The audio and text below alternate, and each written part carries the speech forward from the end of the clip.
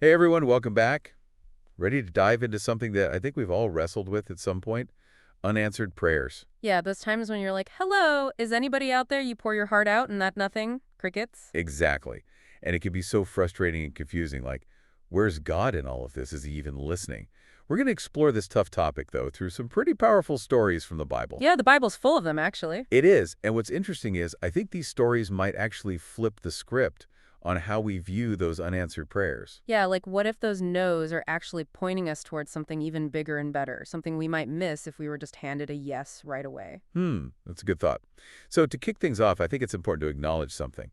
In our culture, we tend to approach prayer with a certain expectation. Oh, yeah, for sure. Like it's a vending machine, you put in your request and boom, instant results. Yeah, that gimme, gimme, gimme attitude. It's like we're ordering from some celestial takeout menu, right? One miracle, extra strength, please. Ha, celestial takeout, I love that.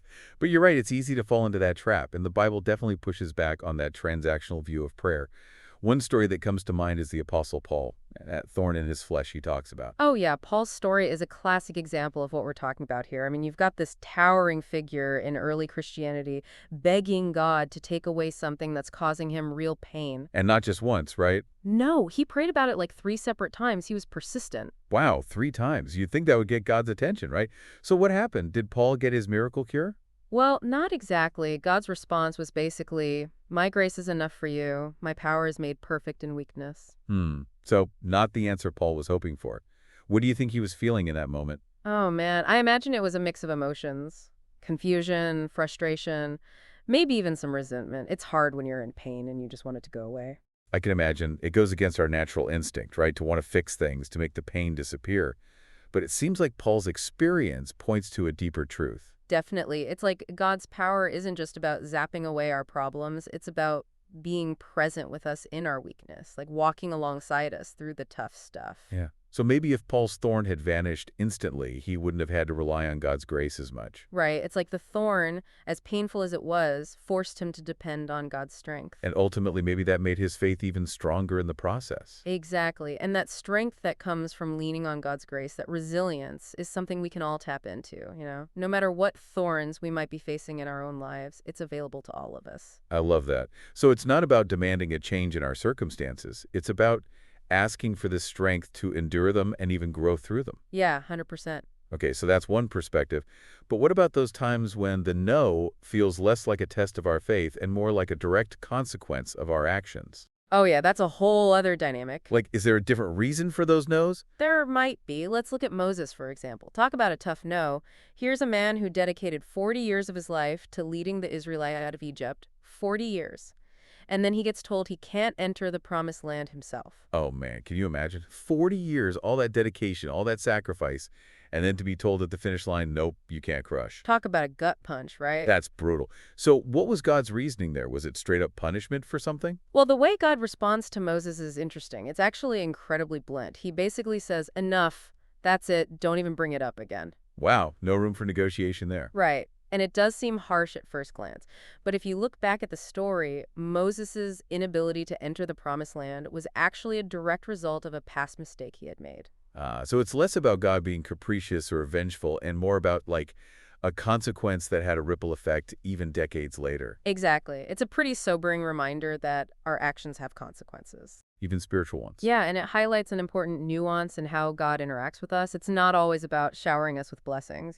Sometimes it's about setting boundaries based on our choices. Okay, so we've got Paul's story highlighting God's grace in the midst of suffering, and then Moses demonstrating that no's can sometimes be tied to our actions.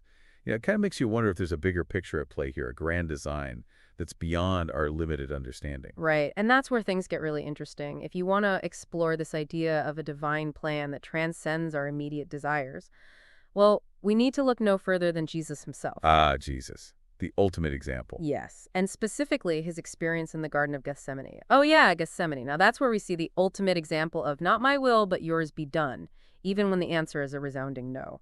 We're talking about Jesus, the Son of God, sweating drops of blood as he's praying, asking his Father if there's any other way to accomplish his mission. It's hard to even wrap your mind around that level of anguish. Knowing what he was about to face, the physical torture, the humiliation, the weight of the world's sins, and yet he still submitted to God's will. It's incredible, right? Even Jesus, fully divine and yet fully human, experienced that raw emotion of wanting to avoid pain, of questioning the path laid out before him, and the answer he received was a clear no. So it makes you realize that no one is exempt from those difficult no's. Exactly. They're part of the human experience, even the divine one. Wow. Okay, so we've got these three very different scenarios. Paul finding strength in his weakness, Moses experiencing the consequences of his actions, and Jesus submitting to this, like, cosmic plan. Do you see any patterns here? Any way we can start to understand why God might say no to our prayers? I think when you look at these stories side by side, some interesting possibilities emerge. It's like God might be using no for a few different reasons. First, like we saw with Paul, the no can be a catalyst for spiritual growth. Okay, but that's a tough pill to swallow when you're in the middle of it, right? Oh, absolutely. How do you know if it's a no for growth or just a plain old no? Oh, It's hard to tell sometimes. it is. That's where discerning God's voice and seeking wise counsel comes in. But sometimes you can look back at those tough times and see how they shaped you, how they refined you. Right. Even though it was hard in the moment. Exactly. So yeah, growth is one possible reason. Another is consequences, like we talked about with Moses. Okay, consequences. But you're not talking about like some cosmic scorecard or something. No, no, not at all. But we do live in a world of cause and effect. Our choices, good or bad, have a ripple effect. And sometimes those ripples include divine boundaries. So those boundaries, those no's, they're less about punishment and more about course correction. Like God saying, hey, this path you're on, it's not going to lead where you think it will. Exactly. It's a reminder that we're not lone rangers out there. Our actions impact ourselves and others. We're part of a bigger story. Yeah, it's a humbling thought. Makes you really pause and think about the potential consequences of your choices, not just in this life, but in eternity. For sure. So we've got no for growth, no for course correction, and then there's that third possibility, the one that gets a little more mysterious. Okay, lay it on me. What's the third one? Well, sometimes the no is part of a plan that's so much bigger than anything we can grasp in the moment, like with Jesus in Gethsemane. Right, his no led to something way bigger. Exactly. The most profound act of love and redemption the world has ever known. It reminds us that God sees things we don't.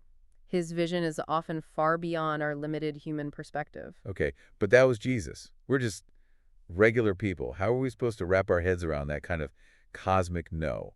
The kind that maybe makes sense down the road, but feels pretty awful right now. That's the million-dollar question, isn't it? And that's where faith gets real, I think. It's about saying, okay, God, I might not understand your methods, but I trust your heart. I trust that you're good, that you love me, even when it hurts, even when I did get what I want. It's about that deep down trust that keeps you going when the no feels like it's going to break you. Yeah, exactly. It's like trusting your GPS even when it takes you on a detour you don't understand.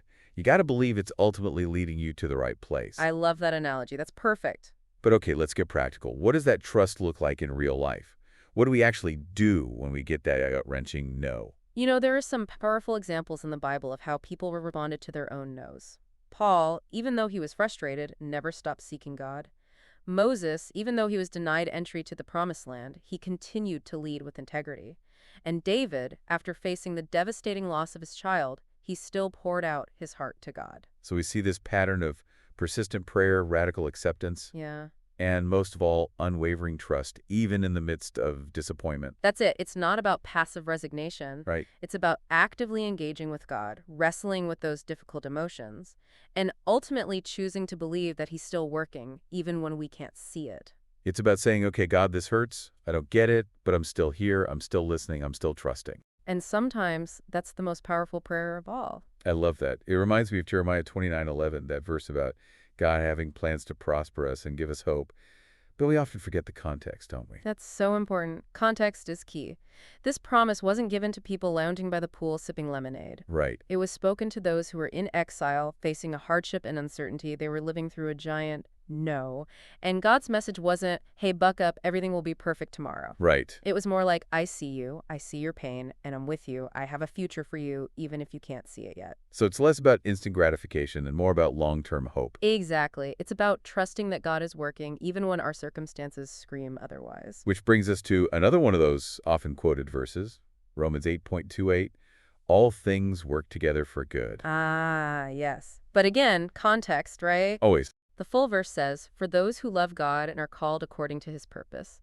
It's not saying every single thing in life is good. It's saying that God can take all things, even the bad, the painful, the confusing, and weave them together for our good. It's like a tapestry. All those threads, even the dark ones, contribute to the overall beauty of the design. I love that. Such a beautiful image. It really feels like we're starting to see unanswered prayer in a whole new light here. I think so too. It's not about seeing those no's as a failure. Yeah, like God failed us or we failed somehow. Right, exactly. It's more about recognizing that maybe, just maybe, they're actually a different kind of yes. A yes in disguise, Yeah, it's like God might be operating on a timeline that we can't fully understand. and with a purpose we can't quite grasp, which requires a lot of trust. It does. It's not easy, especially when you're hurting or desperate for things to change. You just want relief now. Oh, yeah, but think about it this way. If we always cling to our own understanding, if we demand that God work things out on our terms and on our timeline, Yeah. we could miss out on something so much bigger and better, something that leads to deeper joy and fulfillment down the road. So instead of getting stuck in that why me or why not now place, Hmm. we can choose to say, okay, God, I trust you, even if it doesn't make sense right now. And honestly, that's the heart of faith, isn't it? It's not about having all the answers. It's about trusting the one who does, surrendering our need for control, embracing the mystery of God's plan. It's like saying, God, I know you see the bigger picture, and I'm willing to follow your lead. Even if it takes me down a path I wasn't expecting. Exactly. And who knows what incredible blessings might be waiting on that unexpected path. A deeper relationship with God, a strength you didn't know you had, a purpose you never even dreamed of. It's amazing what can happen when we say yes to God's no.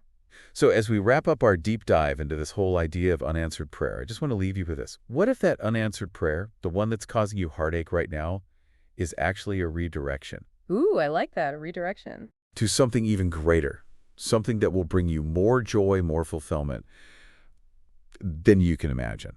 And remember, you're not alone in those times when God says no. We all go through it. Even the greatest figures in the Bible wrestled with unanswered prayers. Yep, they did. And it's in those moments that our faith is really tested, refined, that we discover just how deep God's love is and what's possible when we surrender to his will.